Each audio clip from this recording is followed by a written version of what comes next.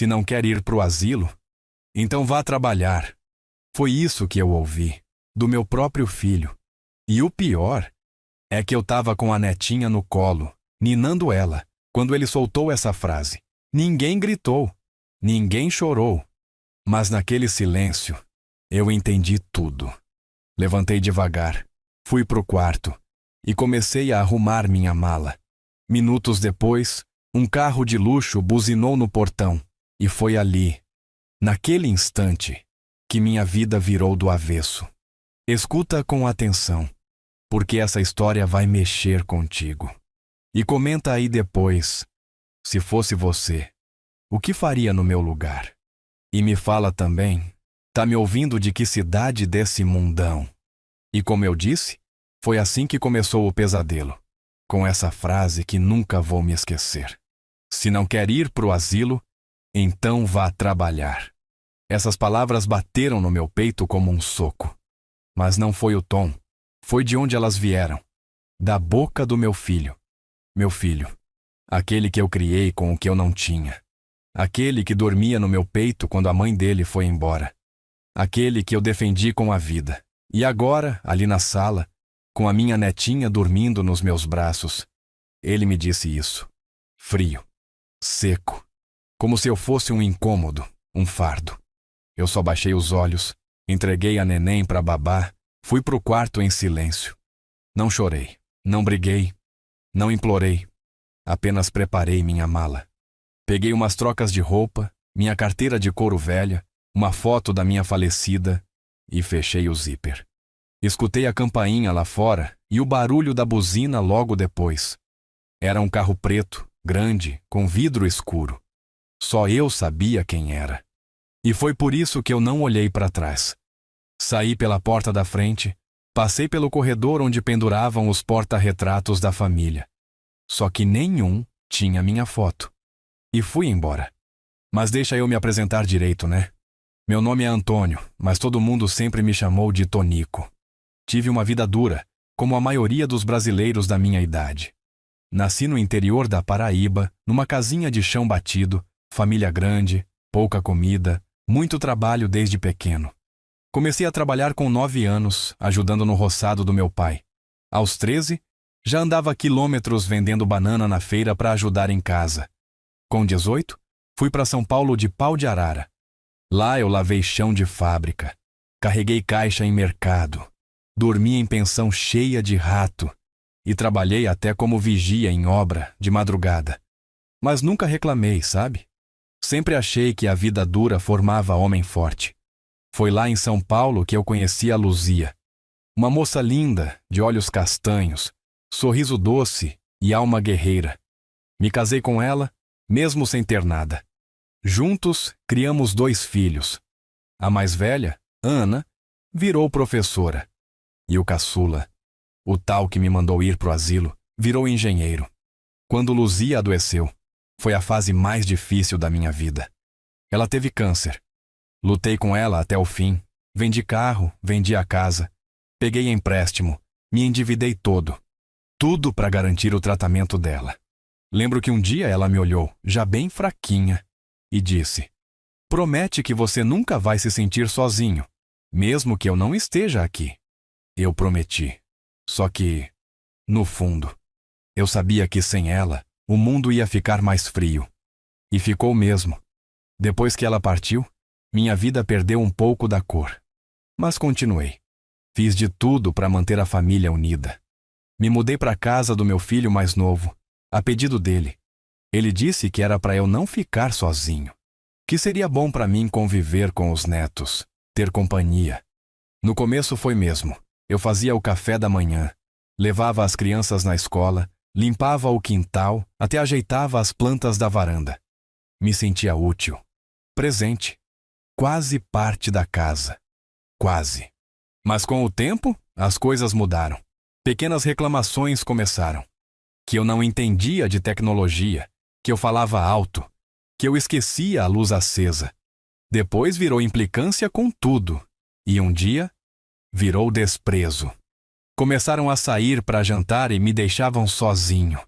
Pararam de me convidar para os aniversários. E até a netinha, Começaram a dizer que eu estava velho demais para cuidar dela. A babá foi contratada, eu fui afastado. Mas mesmo assim, eu ficava. Porque no fundo, ainda achava que estavam cansados, estressados, confusos. Nunca imaginei que me viam como peso. Até aquele dia. Era uma quinta-feira, fim da tarde.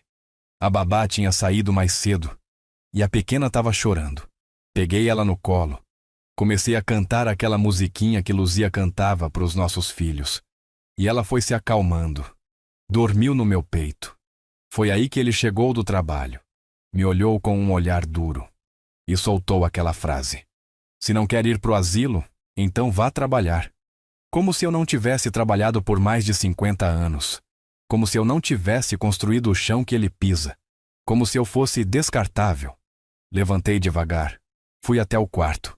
Meu coração estava doendo, mas meu orgulho estava em pé. Fiz minha mala, saí em silêncio. E o carro já me esperava. Agora, você deve estar se perguntando: quem era no carro? E para onde eu fui? Mas isso eu te conto depois. Só quero que você pense numa coisa agora. O que faz um filho olhar para o próprio pai e enxergar só um incômodo? Onde foi que nós, dessa geração mais velha, começamos a ser vistos como fardos e não como fontes de sabedoria e afeto? Eu não sei, mas sei o que eu senti naquele dia. E foi ali, naquele instante, que algo dentro de mim acordou. Algo que estava calado há anos. Uma força que só quem já perdeu tudo entende. E é sobre isso que eu vou te contar. Sobre o que aconteceu depois. Quando o carro parou. Quando a porta se abriu. E minha vida mudou de novo. Então faz assim. Escuta essa história até o fim. E também compartilha ela com quem precisa ouvir isso. Depois me conta. Qual parte dela tocou teu coração de verdade? E de qual cidade você está me ouvindo? O carro parou devagar, sem pressa, como quem respeita o tempo de quem carrega dor no peito. Era um sedã preto, desses que você só vê em comercial de televisão. Quando a porta abriu, lá estava ele. Um rapaz de terno, cabelo bem penteado, sorriso contido. "Seu Antônio?" perguntou, olhando para mim com gentileza. Eu confirmei com a cabeça. Ele pegou minha mala, abriu a porta de trás e disse: "O senhor vai gostar do lugar, tem calma, foi tudo preparado com carinho." Eu apenas entrei, sem falar uma palavra. Enquanto o carro seguia, fiquei olhando pela janela, vendo as ruas que eu já conhecia de trás para frente. Cada esquina tinha uma lembrança minha. A padaria onde eu comprava pão com Luzia. A pracinha onde empurrei meus filhos no balanço. O açougue onde pechinchei carne no fim do mês. Tudo ainda estava lá. Só eu que não pertencia mais. O silêncio do carro era grosso, cortava. Eu olhava as mãos no colo. Mãos calejadas, marcadas, cheias de histórias que ninguém mais queria ouvir. Comecei a pensar em tudo que eu tinha feito por aquele menino. Lembrei da vez que ele quebrou o braço jogando bola, e eu corri feito doido até o hospital. Lembrei dos livros caros que comprei fiado para ele estudar. Lembrei de quando ele teve febre de madrugada e eu fiquei com ele no colo, suando junto. E agora, ele me manda trabalhar, ou ir pro asilo. O pior não foi a frase. O pior foi o tom, frio, calculado, como quem diz: "Você já deu o que tinha que dar." E eu fiquei pensando: será que a gente tem prazo de validade para ser amado? Chegamos num prédio bonito, com um jardim bem cuidado, portaria eletrônica e aquele cheiro de lugar limpo demais. Subimos de elevador. No 8º andar, uma senhora simpática me recebeu. "Seu Antônio, que bom que o senhor chegou bem. A gente estava te esperando." Era a filha de um velho amigo meu, o Joaquim. Tínhamos trabalhado juntos numa metalúrgica lá nos anos 80. Ele tinha virado empresário depois, prosperado. Eu não. Segui minha vida de operário até a aposentadoria. Mas o destino tem seus jeitos estranhos de nos lembrar que nem toda bondade que você planta é em vão. A moça, a Mariana, me mostrou o apartamento. Um quarto só meu, com cama confortável, banheiro privativo, televisão, até uma varanda pequena com planta. Aqui é seu canto. Fica o tempo que quiser. Eu olhava tudo e não sabia o que sentir. Era bonito, acolhedor, mas também doía, porque era a confirmação de que eu não tinha mais casa. Não a minha, não a da minha família. E sabe o que mais doía? A ausência de despedida. Ele não me deu um abraço, nem perguntou se eu estava bem, nem a netinha me chamando de vovô, nada. Só o som da mala no chão e a porta se fechando atrás de mim. Nos primeiros dias ali, eu quase não saía do quarto. Mariana vinha, batia na porta, trazia café. Às vezes perguntava se eu queria descer, conversar com os outros moradores. Mas eu não tinha vontade. Meu corpo estava vivo, mas meu espírito estava quieto. Eu comia pouco, dormia mal e só ficava olhando a foto da Luzia no criado mudo. Às vezes falava com ela, baixinho. A gente errou onde, Lu? Será que mimamos demais? Será que amar demais também vira erro? Era conversa de velho sozinho, eu sei. Mas me ajudava a não enlouquecer. Um dia sentei na varanda. Tinha sol, vento batendo na cara, cheiro de terra molhada vindo das plantas que regavam lá embaixo. Fiquei ali, quieto, olhando o céu. Foi quando ouvi uma voz ao lado. A dor é um bicho que morde por dentro, né? Virei o rosto e vi um senhorzinho magro, pele escura, olhar tranquilo. Sou o Vicente, ele disse. E você é o novo abandonado. Eu ri, mesmo sem querer. Era um riso meio triste, meio resignado. Sou o Tonico, respondi. A gente ficou conversando ali por horas. Ele também tinha sido deixado pela filha, depois de criar 3 netos. Contou que chorou meses, até entender que ficar remoendo só fazia adoecer. A gente tem 2 escolhas, Tonico. Ou vir a estatística, ou vir a história. Eu escolhi ser história. Aquilo me bateu forte. Aos poucos, comecei a sair do quarto. Ajudava a Mariana a regar as plantas, consertava uma tomada, ajeitava a televisão dos outros senhores do prédio. Voltei a sentir uma pontinha de utilidade. Vicente me convidou para ajudar num projeto de leitura com crianças de uma escola pública da região. Eu pensei, quem vai querer ouvir um velho ler história? Mas fui. E quando comecei a ler, com minha voz rouca, pausada, cheia de emoção, os olhinhos das crianças brilhavam. Uma menina chegou perto e disse, você lê igual meu vô, mas ele morreu. Meu coração apertou, mas pela primeira vez.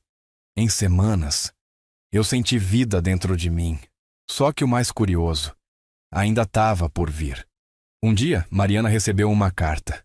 Era um envelope branco, com letras grandes. Quando me entregou, vi que era do meu neto mais velho. Dentro tinha um desenho. Era eu, segurando ele no colo. E uma frase. Vovô, por que você não vem mais me buscar na escola? Aquilo me desmontou por dentro. Agora me diz, como é que a gente lida com a dor de ser esquecido, por quem a gente mais ama? E quando a saudade vira silêncio, o que é que a gente faz com tanto vazio? A vida tem formas estranhas de ensinar, mas às vezes é no abandono que a gente descobre quem realmente ainda é. Tem coisa que a gente acha que nunca mais vai viver. Para mim, era escutar a voz do meu neto. Achei que aquele desenho que ele mandou com Mariana tinha sido só um suspiro, uma memória perdida no tempo, uma saudade que ele ainda não sabia nomear direito. Mas não, era mais. Era um chamado, um pedido de volta. Uns dias depois, num fim de tarde calmo, Mariana bateu na porta do meu quarto com o celular na mão e um sorriso diferente no rosto. Seu Antônio, tem alguém na linha querendo falar com o senhor. É o Felipe. Aquilo me deu um frio na barriga. Um nome que parecia distante demais de mim agora estava a poucos segundos de distância.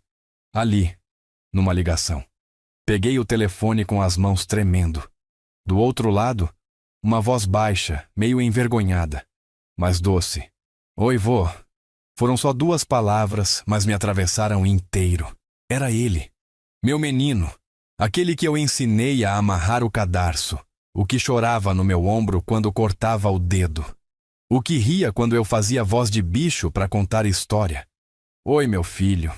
Eu disse com a garganta apertada. Ficamos em silêncio por alguns segundos, os dois sem saber direito como atravessar o buraco que o tempo tinha cavado entre a gente. Mas o amor, esse ainda estava ali, vivo, em cada silêncio. Ele começou a falar devagar. Disse que estava com saudade, que perguntava por mim quase todo dia, mas o pai respondia que eu estava ocupado, que às vezes ouvia conversas escondidas e sabia que tinha alguma coisa errada. Você brigou com o papai? Ele perguntou. Meu coração se apertou. Como é que você explica para uma criança que o pai dele deixou o próprio pai de lado? Como é que diz a verdade sem machucar? Só consegui dizer: não, meu filho. Só precisamos de um tempo. Às vezes, os adultos se confundem. Ele ficou quieto, mas eu sentia que ele entendia mais do que deixava transparecer. Você vai voltar, vô? Ele perguntou. E essa pergunta me desmontou. Respirei fundo. Não dava para mentir. Não sei, Felipe, mas estou aqui. Sempre estive. Depois daquela ligação, algo dentro de mim reacendeu. Não era esperança ainda, mas era uma chama. Tímida, sim, mas viva. No dia seguinte, voltei para o projeto da escola com o Vicente. Dessa vez li uma história diferente. Escolhi uma sobre um avô e um neto que plantavam uma árvore juntos. E enquanto eu lia, me via naquela narrativa. Era como se ali, de frente para aquelas crianças, eu também estivesse tentando plantar alguma coisa de novo dentro de mim. No fim da leitura, uma menininha me abraçou. Você parece meu avô, só que o meu já foi para o céu. Fiquei calado, porque naquele abraço eu senti algo que fazia tempo que não sentia. Pertencimento. O tempo foi passando devagar. Vicente se tornou mais que um vizinho de varanda. Virou amigo, daqueles que sentam em silêncio do seu lado e mesmo assim dizem tudo. A gente conversava sobre a vida, sobre os filhos, sobre o que a gente fez certo e o que talvez tivesse errado. Ele dizia: Tonico, amar é serviço pesado. E nem sempre quem a gente ama sabe carregar junto. Essas frases simples dele me acompanhavam, me faziam pensar. E de noite, deitado na minha cama, olhando a foto da Luzia, eu me perguntava: será que ela me culparia por ter saído de casa daquele jeito? Será que eu devia ter discutido, brigado, lutado para ficar? Mas aí, lembrava do olhar frio do meu filho, da forma como ele falou. E lembrava do silêncio, aquele que dói mais do que grito. Felipe continuava me ligando, toda semana, sempre escondido. Às vezes era só para contar como foi na escola, outras para dizer que sonhou comigo. E em uma dessas ligações, ele disse algo que me pegou desprevenido. O papai chora quando acha que ninguém tá vendo. Eu fiquei quieto. Não soube o que responder, porque por mais mágoa que eu tivesse, aquilo me doeu. Não desejo sofrimento para nenhum filho meu, mesmo que ele tenha me ferido. Não sou santo, longe disso, mas também não carrego ódio. Não mais. Só o peso de uma ferida aberta, mas uma ferida que, talvez, ainda tivesse chance de cicatrizar. Certo dia, Mariana me chamou para uma conversa séria. Sentamos na cozinha com um café coado na hora. Ela me disse que meu filho tinha ligado. Não para me pedir desculpa, nem para me buscar de volta, mas para saber como eu estava. Perguntou se eu estava doente, se precisava de médico, se estava me alimentando bem. Ela disse que sentiu que ele estava estranho. Como quem queria perguntar mais, mas não tinha coragem. Eu escutei tudo calado. Depois, agradeci a ela. Não pedi para devolver a ligação. Nem quis saber mais. Mas aquele gesto, mínimo, foi como um sussurro de humanidade. E às vezes é desse sussurro que a gente precisa para continuar respirando. Os dias foram ficando mais leves. Eu voltava a sorrir com mais frequência. Aprendi até a mexer no celular novo que Mariana me deu. Comecei a mandar áudio pro Felipe. Ele adorava. Dizia que minha voz parecia um personagem de desenho. Eu lia trechos de livro para ele. Contava piadas antigas. Mandava mensagem no aniversário dele com um vídeo de parabéns, cantado por mim e pelo Vicente. Criei uma rotina nova. Não era a vida que eu planejei, Mas era uma vida, e ela estava acontecendo. Do meu jeito. Mas, como a vida gosta de fazer, foi quando as coisas pareciam estar entrando nos trilhos, que uma notícia chegou, daquelas que fazem tudo tremer de novo. Mariana entrou no meu quarto numa tarde chuvosa. Estava com os olhos diferentes, meio aflitos. Sentou na beirada da cama e me disse: "Seu Antônio, o senhor vai precisar de muita calma agora." E ali, naquele momento, eu entendi que ainda tinha muito pela frente. Porque o que veio a seguir foi algo que eu nunca imaginei viver depois de velho. A chuva caía miúda, batendo na janela como quem sussurra. Mariana entrou devagar, como quem pisa em solo delicado. Sentou-se na beirada da cama com os olhos cheios de cuidado e um papel nas mãos. Eu já sabia que vinha coisa. A gente sente no ar quando alguma coisa está prestes a nos desorganizar por dentro. "Seu Antônio, o senhor vai precisar de muita calma agora." A voz dela era baixa, mas firme. Eu me ajeitei devagar no colchão, com a mão firme no joelho. Mariana continuou: "Seu filho, ele sofreu um acidente." Na hora, meu coração disparou. Ela explicou devagar. Disse que não foi grave, mas que podia ter sido. Um caminhão freou em cima. Ele estava com as crianças no banco de trás, voltando de um aniversário. Bateram na traseira. O carro rodou, quase caiu num barranco. Mas ninguém se feriu de forma séria. Só arranhões e um susto enorme. Só que, no hospital, depois de tudo, foi o que ele disse que pegou a todos de surpresa. Ele pediu para falarem comigo. Disse: "Chama o meu pai, eu preciso ver ele." Foi aí que Mariana soube que algo estava se movendo. Que talvez, no susto da morte batendo à porta, a vida tivesse conseguido empurrar o coração dele para onde devia. Eu ouvi tudo calado. O sangue fervendo por dentro. Uma mistura estranha de sentimentos que eu nem sei nomear direito. Raiva? Não, não mais. Tristeza? Talvez. Confusão, sim. Tanta coisa. Porque depois de tudo que eu passei, de tudo que ele me disse agora ele queria me ver. Fiquei ali, quieto, olhando para o chão. E Mariana, com a delicadeza que ela sempre teve, não forçou nada. Só disse: "A escolha é sua." Mas eu senti que ele falou de verdade, com dor, com arrependimento. Passei aquela noite em claro. O barulho da chuva misturado com os trovões pareciam conversar com minha cabeça. Revi toda a minha vida com aquele menino. O nascimento dele, o primeiro tombo, a primeira bicicleta. As vezes que ele chegou em casa chorando por causa de alguma humilhação na escola. E eu abracei e disse que o mundo era duro mesmo, mas que ele era mais forte. Eu fui tudo para ele. Mãe, pai, amigo, chão. E agora? Agora eu era só a lembrança incômoda. Uma fotografia que ele preferiu esconder.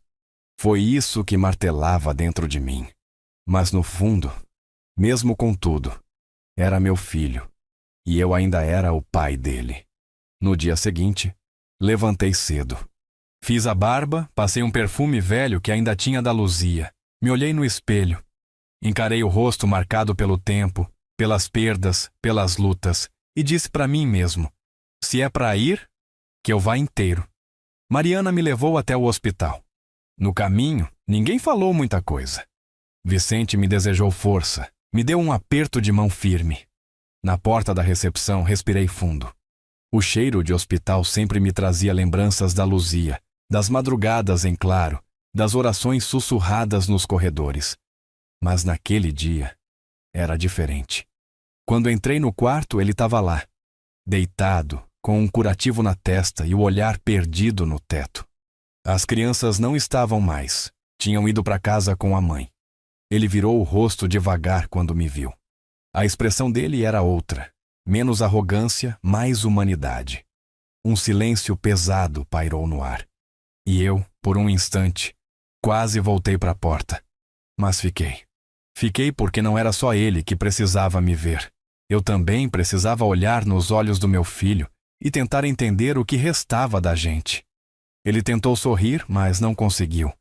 Pai. A voz saiu baixa, embargada. Eu não respondi logo. Me aproximei devagar. Sentei ao lado da cama. Ficamos alguns segundos assim, calados, como dois desconhecidos que carregam o mesmo sangue, mas já não sabem mais como se alcançam. Até que ele falou: "Achei que fosse morrer, pai. E a única coisa que eu pensei foi no Senhor." Baixei a cabeça. O coração já estava batendo na garganta. Eu fui duro demais, injusto, cego, e eu errei com o Senhor. Ele chorava. Não o choro alto. Era aquele choro contido, de quem não chora nunca, mas quando chora, afunda. Eu continuei ouvindo. Não respondi logo. As palavras dele me cortavam, mas ao mesmo tempo me costuravam por dentro.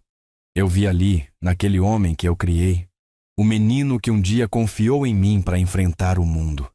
Vi a dor de quem finalmente enxergou. E talvez o amor também more nisso.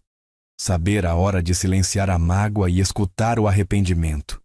Segurei a mão dele, com firmeza. Ele olhou para mim com os olhos vermelhos e sussurrou: "Me perdoa, pai." Eu fechei os olhos, e naquele momento eu vi Luzia. Vi ela sorrindo. Vi ela assentindo com a cabeça, como quem diz: "É isso." E então, sem pressa, sem drama, eu disse: "Eu já tinha perdoado. Só não sabia se você ia querer me olhar de novo." E ali, naquele quarto simples, com o cheiro forte de álcool e o barulho das máquinas ao fundo, uma ponte foi reconstruída. A conversa seguiu, sem pressa. Ele contou coisas que nunca teve coragem. Dores antigas, cobranças, inseguranças. Me pediu ajuda. Disse que não sabia mais lidar com tudo, que estava cansado, que estava com medo de repetir comigo o que a vida tinha feito com ele. Abandono. Eu escutei, como sempre escutei, e fui dizendo devagar que todo mundo tem o direito de errar, desde que também tenha a coragem de consertar. Quando saí do hospital, já era noite. Mariana me esperava no carro. Eu entrei sem dizer uma palavra. Ela me olhou e, com aquele jeito dela, me perguntou só com os olhos. Eu apenas assenti. "Foi bom", disse. E foi mesmo. Não foi mágico. Não foi como nos filmes. Mas foi real. Foi de verdade. E às vezes, isso basta. Voltar para a casa dele? Não. Ainda não era a hora. O reencontro no hospital tinha sido forte, sim. Dolorido também. Mas reconciliação não é como acender uma luz. É mais como reacender uma brasa, devagarinho, soprando com cuidado. Aquele pedido de perdão mexeu comigo mais do que eu queria admitir. Passei dias pensando no que ele disse, mas também no que ele não disse. Porque a ausência de palavras também carrega um peso danado. E eu sabia que aquela conversa não era um ponto final. Era uma vírgula. Nos dias seguintes, ele me mandou mensagens, curtas, meio tímidas. "Bom dia, pai. Como o senhor tá?" Felipe perguntou do senhor de novo. Eu respondia, mas com certo cuidado, não por orgulho, mas porque eu não queria cair na ilusão de que tudo tinha sido resolvido. A ferida tinha começado a fechar, mas ainda latejava. Mariana, sempre atenta, respeitava meu silêncio. Me deixava quieto quando eu precisava, mas às vezes aparecia com 2 cafés e puxava papo como quem não quer nada. E nessas conversas eu fui entendendo uma coisa. Eu precisava decidir quem eu queria ser dali em diante. Ser só o avô que as crianças ligam de vez em quando? Ou ser o homem que ensina pelo exemplo, mesmo quando tudo desmorona? A resposta veio numa manhã simples, dessas que parecem não ter importância nenhuma. Eu estava sentado na varanda, olhando a rua, quando o porteiro do prédio trouxe um envelope. Era um desenho. De novo, do Felipe. Dessa vez, ele tinha desenhado uma árvore. E embaixo, 2 pessoas sentadas num banco, com um passarinho em cima. Embaixo, escrito com letras tortas: "Eu e você, vovô." Na hora, me deu um nó na garganta. Eu me vi naquele banco. Me imaginei contando histórias, ensinando a assobiar, mostrando como se joga botão. E entendi que, apesar de tudo, eu ainda tinha o que dar. Não era dinheiro. Não era herança. Era tempo. Era presença. Era afeto.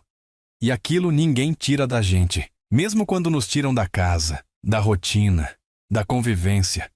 E talvez, eu pensava, talvez a vida tivesse me tirado daquele lar não para me punir, mas para me mostrar outro caminho de voltar. Vicente, meu vizinho de alma, percebeu a mudança no meu semblante. Um dia me disse: você não precisa voltar para o mesmo lugar, mas pode voltar para a relação. E isso já é muito. Aquilo ficou na minha cabeça por dias. Voltar para a relação. Não para o endereço. Aquilo fez sentido. Eu não precisava mais da cama da casa do meu filho, da poltrona da sala, mas podia sim fazer parte da vida dele e dos meus netos. De um jeito novo, mais consciente, mais saudável. Foi aí que tomei uma decisão. Pedi para Mariana agendar um almoço com meu filho. Só nós dois. Sem as crianças, sem distrações. Queria conversar. Fomos num restaurante simples, sem luxo, desses com comida de verdade. Arroz bem feito, carne de panela, cheiro de alho frito. Sentamos frente a frente. Ele parecia nervoso. Mexia no guardanapo, olhava para o lado. Eu, mais calmo, comecei. Falei que estava feliz com o que aconteceu no hospital, mas que aquilo não apagava tudo. Falei que perdoar não é esquecer. É lembrar sem doer. Disse que ele precisava entender que ser pai não é só estar presente na infância. É também respeitar o velho que esse pai vai virar um dia. Ele me ouviu, sem interromper. Quando terminou, ele disse algo que eu nunca tinha escutado da boca dele. Eu sempre quis ser o Senhor, pai, mas tinha medo de nunca conseguir. Eu respirei fundo, porque ali, naquele instante, eu entendi tudo. O desprezo que ele mostrou, as palavras duras, o afastamento, tudo tinha nascido de um medo. Medo de falhar, de não ser bom o bastante. E quando eu fiquei na casa dele, debaixo do mesmo teto, ele não viu apoio. Ele viu espelho. E o reflexo doeu mais nele do que em mim. Na volta para casa, olhei pela janela do carro com uma sensação diferente. Não era alívio, era aceitação. As coisas tinham se quebrado, mas estavam sendo coladas, peça por peça. E se é verdade que nenhuma peça volta para o mesmo lugar, também é verdade que, às vezes, a nova forma encaixa melhor do que antes. Na semana seguinte, recebi um convite. Eles queriam que eu fosse no aniversário da netinha. A mais nova. Ia ser só entre os mais próximos. Uma festinha pequena no quintal. Pensei 2 vezes. Não por mágoa, mas por medo de ser só presença simbólica. De estar lá como um enfeite. Mas fui. Cheguei cedo. Levei um brinquedo que eu mesmo tinha feito. Um cavalinho de pau de madeira, igual aos que fazíamos quando crianças. Quando entreguei, a pequena nem olhou muito. Mas o Felipe veio correndo, me abraçou forte e disse: "O senhor voltou, né?" E eu respondi com a voz embargada: "Nunca saí, meu filho. Só precisei respirar." Ali, no meio dos balões e da música infantil, entendi que eu não precisava mais morar naquela casa. Nem queria. Mas podia sim fazer parte de tudo de novo. No meu tempo. Do meu jeito. Sem pressa. Sem peso. E com verdade. Depois daquela festa simples no quintal, alguma coisa se assentou dentro de mim. Não foi felicidade, não. Felicidade, com a idade, a gente para de esperar como quem espera um presente.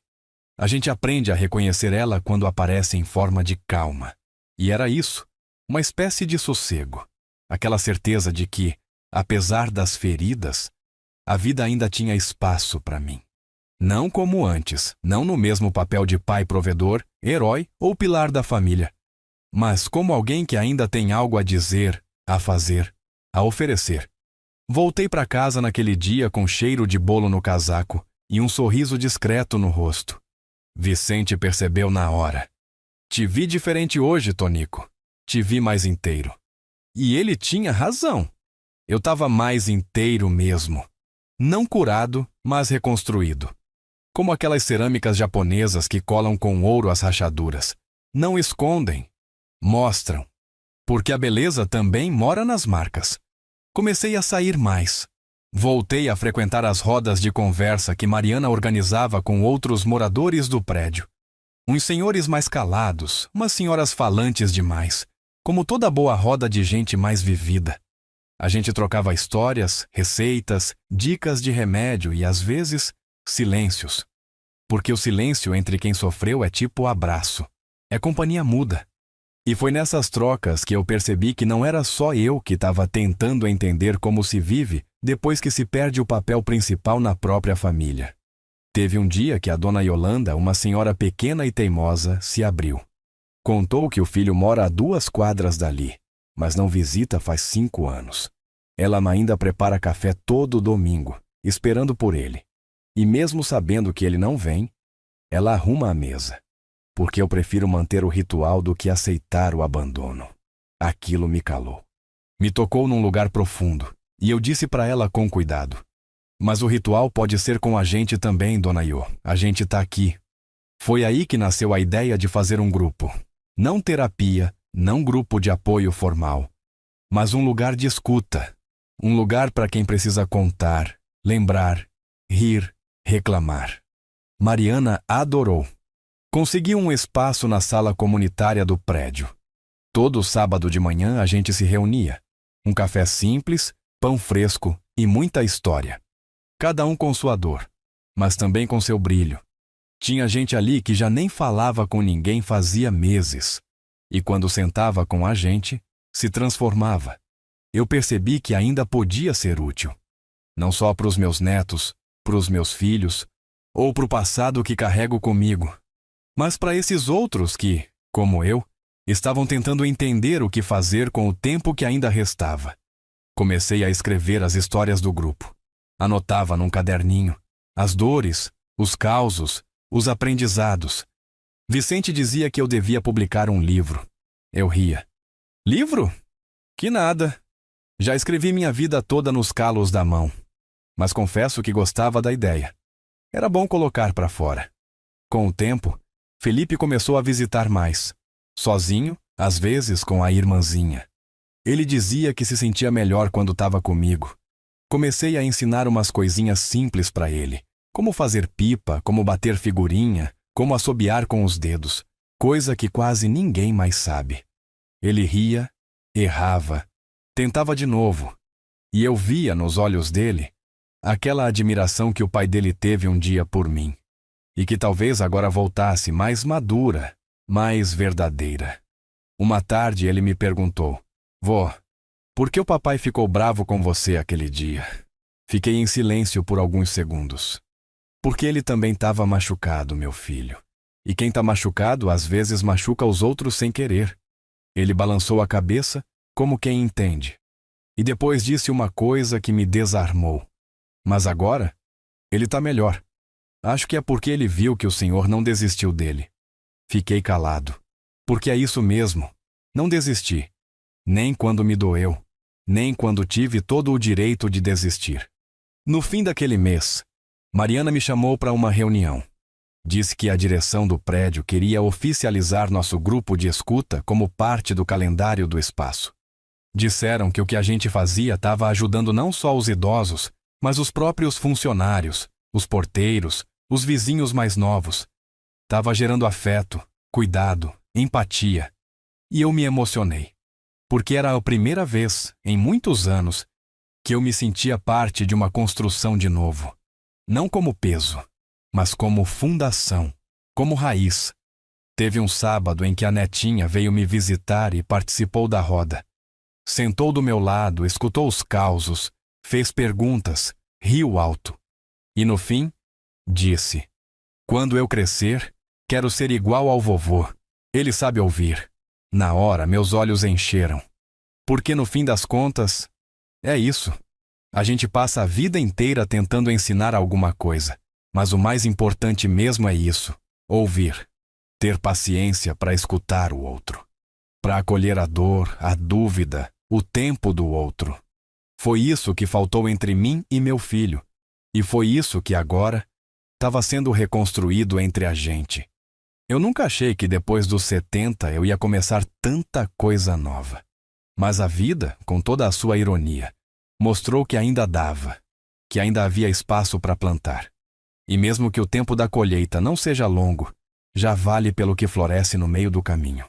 A proposta veio numa tarde nublada, daquelas que parecem segurar a respiração do dia. Estávamos sentados num café perto da escola das crianças, eu, meu filho e Mariana, que tinha virado uma espécie de ponte entre nossos silêncios e nossas tentativas de acerto. Conversávamos sobre os meninos, sobre a rotina deles, quando ele, com a xícara ainda nas mãos, soltou: "Pai, a gente queria te convidar para voltar a morar com a gente." Ficou um silêncio. Nem o barulho dos carros na rua parecia importar mais naquele momento. Mariana parou de mexer o açúcar no café. Eu encarei a janela. Meu filho esperava uma resposta. Mas não apressei, porque aquela frase, apesar de parecer simples, carregava o peso do passado inteiro. Voltar para a casa dele. A mesma de onde eu saí em silêncio, com a mala na mão e o peito em pedaços. A mesma em que ouvi a frase mais dura da minha vida. A mesma em que fui tratado como estorvo. E agora? Agora ele queria que eu voltasse? Demorei a responder. Não por orgulho, mas por respeito à dor que aquele convite mexia dentro de mim. Ele notou. Respirou fundo. Eu sei que é difícil, pai. Sei que talvez pareça tarde demais. Mas a gente quer tentar. Do jeito certo dessa vez. Mariana completou com jeitinho. O senhor vai decidir, claro. Mas a casa dessa vez está preparada para te acolher e não para te cobrar. Era isso. Eu não queria mais ser recebido com peso, com cobrança, com regras escondidas embaixo de um teto generoso. Eu não queria mais andar pisando em ovos. Não queria ser apenas um ajudante gratuito, um cuidador de criança ou uma peça decorativa da família. Queria ser ouvido, ter espaço, ser respeitado pelo que sou. Um homem que viveu, que errou, que acertou, que tem valor. Fui para casa com aquilo na cabeça. Vicente percebeu logo que algo tinha mudado no meu semblante. "Tão querendo te puxar de volta, né?" Ele disse como quem adivinha. "E você, vai voltar?" Demorei a responder. "Não sei, Vicente. Agora não sou mais o mesmo que saiu de lá. Não vou voltar por carência. Só volto se tiver espaço para ser quem eu sou." Ele assentiu com a cabeça. "É isso mesmo, Tonico. Às vezes, para a gente voltar, o lugar precisa mudar primeiro. E às vezes, é a gente que muda tanto, que já nem cabe mais onde estava." As palavras dele ficaram em mim. Fui dormir com elas. Passei os dias seguintes em silêncio. Mariana respeitou meu tempo. Meu filho mandou algumas mensagens sem insistência. Felipe, como sempre, mandava áudios dizendo que sentia minha falta, que queria me mostrar o novo trabalho da escola, que a irmãzinha estava perguntando por mim. E nessas pequenas mensagens, fui sentindo o que de fato me importava. Não era voltar para casa, era voltar para o vínculo. Então marquei outra conversa. Eu, meu filho e Mariana. Mas dessa vez, fui eu quem levou uma folha de papel. Nele, escrevi algumas condições. Coisas simples, mas que significavam muito para mim. Primeiro, eu queria meu próprio quarto, com minha privacidade. Segundo, nada de ser babá o tempo inteiro. Posso ajudar, sim, claro, mas não quero ser substituto de ninguém. Terceiro, liberdade para sair, para ter meus projetos, para viver a vida que redescobri. E por fim, respeito. Sem gritos, sem desprezo, sem silêncio que machuca. Falei com calma, mas falei com firmeza. Pela primeira vez, talvez, meu filho me ouviu como homem. E não como figura paternal que ele podia culpar ou ignorar quando convinha. Ele concordou com tudo. Mariana também. Disse que a casa tinha mudado. E que se eu voltasse, seria como convidado especial, não como ajudante. Eu aceitei. Mas deixei claro que só ficaria se me sentisse bem. Se voltasse a pesar, eu sairia. Não como fuga, mas como proteção. E ele entendeu. E talvez, naquele acordo escrito à mão, a gente tenha se encontrado de verdade pela primeira vez em anos. A mudança foi simples. Me buscaram com calma, sem pressa, sem holofote. Mariana me ajudou a organizar as coisas. Vicente fez questão de me abraçar e dizer: "Volta com dignidade, Tonico." Essa é tua casa também, se precisar. Levei comigo a foto da Luzia, o caderno onde anoto minhas histórias, algumas roupas e aquela velha carteira de couro que guardo desde os anos de fábrica. Cheguei na casa deles numa tarde clara. O portão abriu devagar. E dessa vez, eu entrei com o que ainda restava de mim inteiro. A netinha correu pro meu colo. Felipe veio logo atrás. Meu filho ficou mais atrás, meio emocionado. Me mostrou o quarto, só meu, com janela, mesa, poltrona, tudo simples, mas feito com cuidado. Na parede, penduraram um quadro que Felipe tinha desenhado. Uma casa com 3 corações e uma plaquinha no portão dizendo: "Bem-vindo de volta, vovô Tonico." Naquela noite, jantamos juntos, rimos de histórias antigas, brindamos com suco. E pela primeira vez, eu me senti parte de novo. Não como um favor, mas como uma escolha, minha e deles. E mesmo sabendo que ainda havia muito a reconstruir, entendi que, às vezes, a dignidade vem no detalhe, em ser chamado com verdade, em poder dizer sim, sem se anular no processo. Voltar foi como pisar em solo conhecido, mas com calçados novos. A casa era a mesma. Os móveis, o cheiro da comida, os sons da manhã, tudo me lembrava ao tempo antigo. Só que agora, eu era outro. Não mais o homem que aceita o canto do sofá como abrigo, nem o que fica calado quando o respeito some da mesa. Eu tinha voltado com a cabeça erguida. Não para retomar um lugar, mas para construir um novo. Nos primeiros dias, tudo foi leve.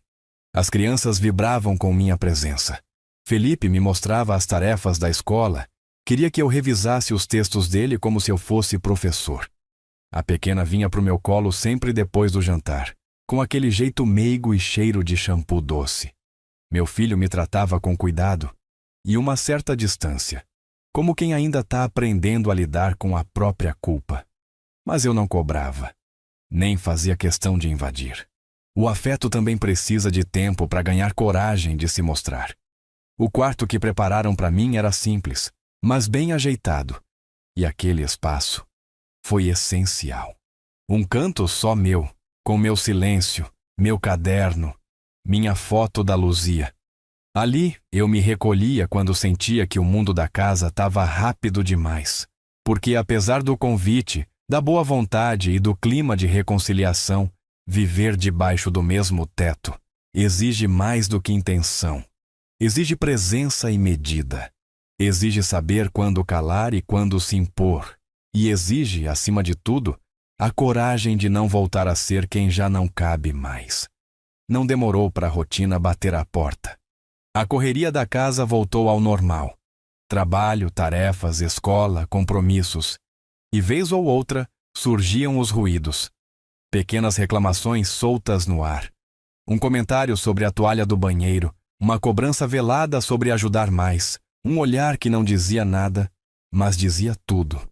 E nesses momentos, o velho Tonico de antigamente ainda queria aparecer. Aquele que abaixava a cabeça, que engolia seco, que achava que não tinha mais direito de reclamar. Mas o Tonico de agora tinha aprendido a se respeitar. Teve uma noite em que meu filho, visivelmente estressado, chegou do trabalho e soltou: "Pai, o senhor podia dar uma força amanhã e buscar a menina na escola. A babá desmarcou." Eu respirei fundo. Não era o pedido que me incomodava. Era o tom. Aquela sensação de que minha presença era um recurso, não uma escolha. Olhei para ele com calma e disse: "Posso buscar sim, mas só se for por parceria, não por obrigação. Eu tô aqui para somar, não para substituir ninguém." Ele ficou em silêncio. Depois assentiu, mais tranquilo. E aquilo, por menor que fosse, foi importante. Foi eu reafirmando meu lugar. Um lugar de afeto, não de servidão. Vicente me ligava de vez em quando, perguntava como eu estava. Eu contava tudo. As partes boas e as ruins também. A gente ria, trocava conselhos. Ele dizia: "O lar da gente não é onde aceitam a gente calado. É onde escutam a gente inteiro." Essa frase virou guia para mim. Eu não queria mais ser invisível. Não depois de tudo que vivi. No meio disso tudo, uma surpresa me fez ver que algo realmente estava mudando. Meu filho me chamou um dia na varanda, depois que as crianças dormiram. Sentou ao meu lado, ficou em silêncio um tempo. Depois disse: "Tô tentando ser melhor, pai. Mas às vezes ainda me pego repetindo coisa que vi no Senhor quando eu era pequeno. Dureza, exigência, cobrança. E aí eu fico com raiva, de mim e do Senhor." Eu escutei. Não interrompi. Ele continuou: "Mas tô vendo agora que o Senhor também só fez o que sabia. E que mesmo assim, nunca virou as costas para mim." Aquilo me tocou, porque era verdade. Eu não tinha sido um pai perfeito. Fui duro, sim, falhei em algumas coisas, mas o que eu tinha de sobra era presença. E agora, era perdão. Eu disse para ele: "A gente herda mais do que quer, mas também pode escolher o que deixa para os filhos da gente." Ele entendeu. E naquele silêncio que se seguiu, senti que estávamos mais próximos do que nunca. Não por termos apagado o passado, mas por termos aceitado ele como parte da nossa construção. Continuei com meus projetos no prédio de Mariana. Ia lá uma vez por semana, encontrava os amigos do grupo, ouvia histórias, contava outras. Era meu jeito de manter minha identidade viva. De lembrar que eu sou mais do que pai, mais do que avô. Sou homem, com voz, com história, com utilidade. E quando eu voltava para casa depois desses encontros, trazia comigo uma leveza, porque envelhecer com dignidade é isso: ter onde ir, mas também ter onde voltar. E principalmente, ter onde ser inteiro. Tiveram dias difíceis, sim, teve cansaço, teve mal-entendido, teve hora que a saudade da minha vida antiga batia forte. Mas agora, eu sabia me cuidar, sabia me proteger sem precisar me isolar. E essa, para mim, era a maior conquista. Eu não tinha voltado para caber numa casa. Eu tinha voltado para fazer parte de uma família, com limites, com espaço, com verdade. O que ninguém espera é que a vida, mesmo quando parece estar se ajeitando, volta para testar se você aprendeu mesmo a ficar de pé. A gente vai construindo a paz devagar, tijolo por tijolo, e quando começa a descansar o corpo, vem o vento. E foi assim que aconteceu. Meu filho adoeceu. Não foi nada repentino. Começou com um cansaço aqui, uma febre ali. Todos achavam que era só estresse. Correria do trabalho, noites mal dormidas. Mas o tempo passou e o corpo dele não melhorava. Mariana, que sempre foi atenta, insistiu para que ele fizesse exames mais profundos. Eu acompanhava tudo de perto, mas em silêncio. Já tinha visto esse filme antes. Luzia também começou assim. Quando a notícia veio, foi como se o mundo segurasse o ar por um segundo. Era leucemia. Um tipo agressivo, mas tratável. Só que o tratamento seria longo, pesado, desgastante. Quimioterapia, imunidade baixa, fraqueza. De repente, aquele homem grande, firme, que um dia me olhou com desprezo, agora me olhava com medo. E eu, que já tinha visto esse medo nos olhos da minha mulher, sabia exatamente o que ele estava sentindo. Nos primeiros dias, tentei ser só apoio. Cuidava das crianças, organizava a casa, buscava os remédios. Mariana assumiu o comando das finanças, das consultas, dos laudos. A casa mudou de ritmo. E eu virei o porto de novo. Mas dessa vez, por escolha, por consciência, não por imposição. Cuidava dele como cuidei dos meus filhos quando pequenos.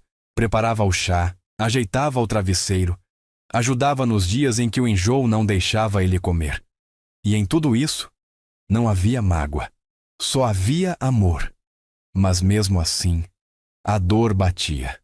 Porque ver um filho doente é um castigo que nenhum pai deveria passar. E apesar de tudo o que já tínhamos vivido, eu não desejava um segundo de sofrimento para ele. Às vezes, ele me pedia para ficar do lado dele à noite, só para conversar, lembrar dos tempos antigos, das pescarias, dos natais com Luzia. Às vezes, chorava baixinho, como criança, e eu ficava ali, calado, só com a mão sobre a dele, dizendo sem dizer: "Tô ok." O tratamento seguiu.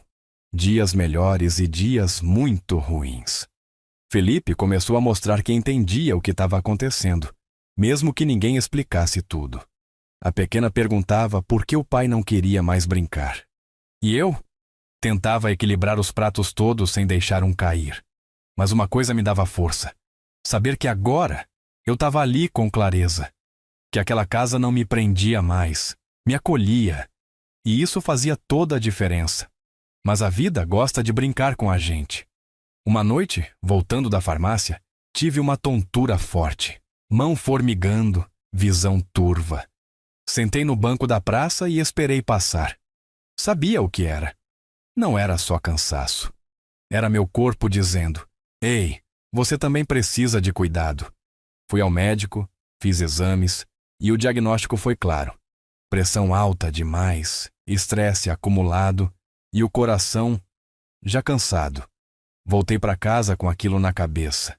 Eu que estava ali cuidando de tudo, também estava indo para o limite. E foi nesse dia que sentei com Mariana. Disse que talvez fosse hora de me afastar um pouco. Não por abandono, mas por amor próprio. Talvez seja a hora de eu voltar para o meu canto. Não para fugir, mas para me preservar. Ela entendeu. Se emocionou. Me abraçou com força. Disse que a casa estaria sempre aberta. E que o respeito que construímos não ia embora com a minha saída. Me despedi das crianças com jeitinho. Felipe tentou ser forte, mas seus olhos diziam tudo. "O senhor vai voltar, né, vó?" Eu sorri, com a serenidade que só os anos dão. "A gente nunca se separa de verdade, meu filho. A gente só muda de lugar." E naquele abraço, soube que agora sim, eles me entendiam. Voltei para o prédio de Mariana. Meu quarto ainda estava lá. Vicente, já com a saúde mais frágil, me recebeu com um sorriso cansado. "Sabia que você ia voltar, velho teimoso." E ali, mais uma vez, entendi. Minha história com minha família não precisava mais da minha presença constante. Porque agora, eu era raiz. E raiz não precisa aparecer o tempo todo para sustentar a árvore. Me mantive presente de longe. Áudios pro Felipe, ligações para saber do tratamento. Mariana me atualizava com frequência. E mesmo sentindo saudade, sabia que tinha feito o certo. Eu estava me respeitando. E isso, para alguém como eu, era a maior virada da vida. O tempo passa diferente quando a gente para de correr atrás do que não precisa mais alcançar. Os dias, desde que voltei para o meu canto, são mais lentos, mas mais vivos. O silêncio agora tem outro som. Antes era vazio, hoje é descanso. Antes doía, agora acolhe. Felipe continua me mandando mensagem quase todo dia, contando do colégio, das descobertas, das traquinagens da irmã. Às vezes manda vídeo, às vezes só um "te amo, vô." E aquilo basta, porque hoje eu sei que estar presente não é só morar junto, é se manter dentro, mesmo de longe. É ser lembrança boa, referência, chão. E isso eu sou, com orgulho. Meu filho segue em tratamento. Tem dias difíceis, outros melhores. A doença ensinou mais a ele do que todos os anos que eu passei tentando dizer alguma coisa. Às vezes, me liga só para ouvir minha voz. Pergunta como era o som da casa da minha infância, se eu também tive medo de morrer. Eu falo tudo, sem enfeite. Porque a essa altura da vida, a única coisa que a gente não pode fazer é mentir para si mesmo. Outro dia, ele me disse: "Pai, eu tô tentando ser pro Felipe o que o senhor foi para mim, mas sem repetir os mesmos erros." E eu sorri, porque é isso.